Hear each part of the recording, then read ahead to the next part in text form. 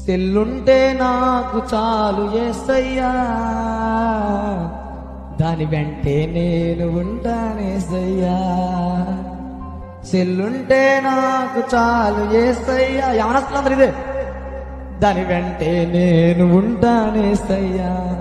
WhatsApp చాలయ్యా, Facebook చాలయ్యా, YouTube చాలయ్యా, ఇన్స్టాగ్రామ్ చాలయ్యా. అదే బతుకులు. నిజంగా చెప్తున్నా, యవనస్తులందరూ రక్షణ తీసుకున్న వారు తీసుకొని వారికి అందరికి తగులుతుంది పాడేది, అవునా? ఆ సెల్ ఫోన్ ఉంటే నాకు చాలు, ఆ సెల్ ఫోన్ ఉంటే నాకు చాలు. మళ్ళీ లాస్ట్లో ఏసయ్యా, సెల్లుంటే నాకు చాలు ఏసయ్యా. ఏసయ్య చెబుతున్నాం మనం, సెల్లు చాలయ్యా నాకు, దాని అంటే నేను ఉంటాను.